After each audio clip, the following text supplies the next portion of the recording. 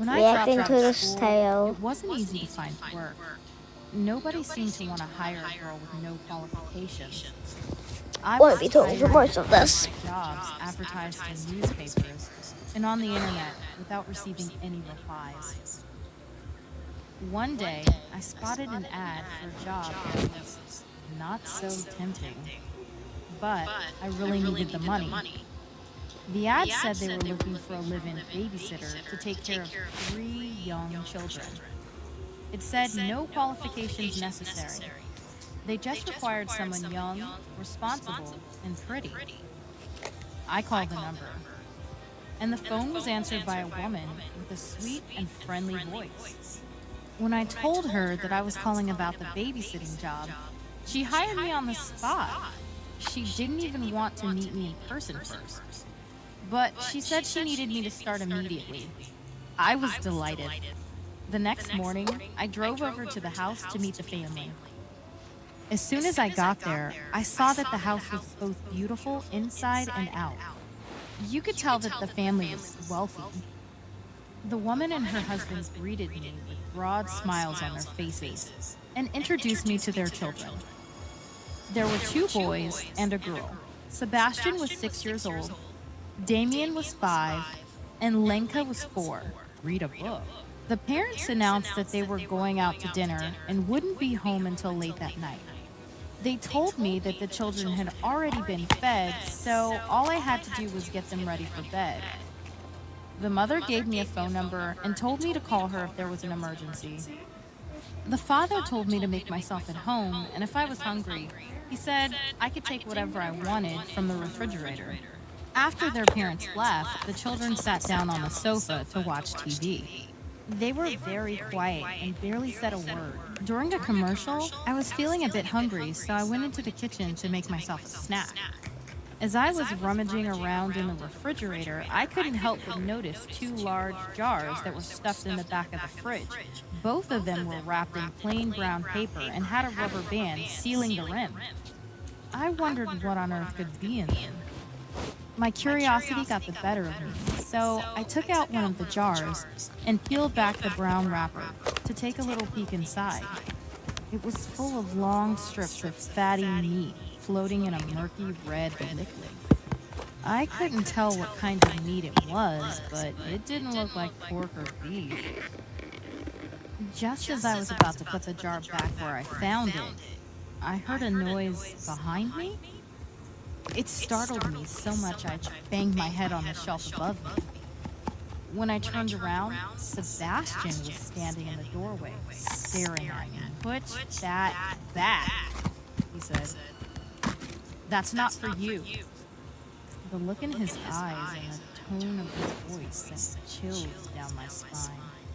Sorry? I muttered. I was just looking for something to eat. Sebastian didn't reply. He just stood there, staring at me. I placed the jar back in the refrigerator and shut the door. Sebastian turned around and went back into the living room. I had lost my appetite, so I joined the children in the living room and watched cartoons with them.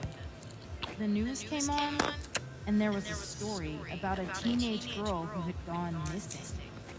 The police found her decomposing head in a dumpster. They said they had no idea what had happened to the rest of her. I was afraid the grisly news story would upset the children. So I changed the channel and told them it was time for bed. The kids didn't complain.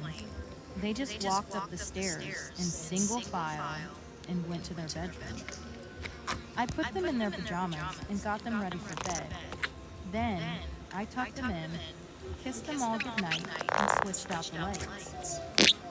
When I went back downstairs, I was bored and had absolutely nothing to do. So I decided to watch a movie. I looked at the family's DVD collection, but all they had were cartoons. I spotted some old VHS tapes. One of them had a strange title. It was Im Girls? This seemed rather curious. So, I decided to take a look at it. I put the videotape in the VCR and pressed play. Then sat down on the sofa and made myself comfortable while the video started. The first thing that I noticed was that it was a home video. The family must have recorded it themselves. The parents and the children were all laughing, looking like they were having fun. I was about to turn it off when I happened to notice someone else in the video. It was a girl who looked like she was in her late teens. It seemed like she was the previous babysitter. She looked very familiar. It seemed like I recognized her from somewhere. Perhaps she went to my school. Then it finally hit me. Oh my freaking god! I thought, it was the missing girl from the news report? My hands were shaking. My whole body was trembling. I just wanted to get out of there as fast as possible. I jumped out of my seat, ejected the video, and put it back in its case. Then I remembered the jars in the refrigerator. I had to see what was in those jars. With a shudder, I went to the kitchen and opened the refrigerator. Maybe I'm just overreacting, I thought. I reached and took out the second jar. Peeling back the brown paper wrapper, I could see long, pale hunks of meat and strips of fat floating in the red liquid. Some of the meat looked like it could have had skin on it. Human skin? I could also see what looked like strands of hair. Long hair. Human hair? I was so scared. I felt like I was about to pee my pants. I ripped off the rubber band that was sealing the jar and peered inside. There was an eyeball staring back at me. Horrified, I dropped the jar and it smashed on the kitchen floor. I ran to the living room, put on my jacket, grabbed the videotape, and stuffed it into my pocket.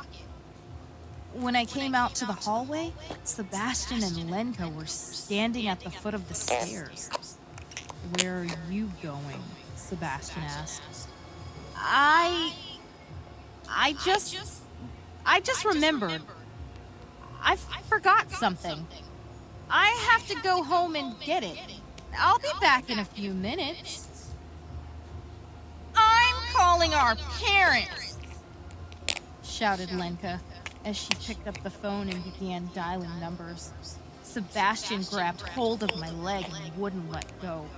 His grip was extremely tight, but I managed to shake him off and ran out the front door. As I dashed to my car, I saw the parents pulling into the driveway. I didn't stop for a moment. I just jumped into my car and locked all the doors. The children were on the doorstep screaming and crying. The mother and father got out of their car and they came running over. There was an angry look on their faces. "What's wrong?" they shouted. "Where are you going? Come back here!" I didn't answer. I just turned the key in the ignition and revved the engine. They started banging on the windows. I floored the accelerator and tore out of there like a bat out of hell and never looked back. I didn't stop until I came to the police station. I told the police officers everything I knew and handed over the videotape as evidence. The police immediately dispatched 2 patrol cars. By the time they arrived at the house, the parents and the children were gone. They just took their car and disappeared. The police searched the house and found the jars in the refrigerator. They also found human flesh and bones in the basement. They did tests and confirmed that these were the remains of the missing girl. They never managed to track down the parents or the children. They're still out there, somewhere, probably living under a different name. probably still on the hunt for new victims. Oh, that was If you want my scary. advice,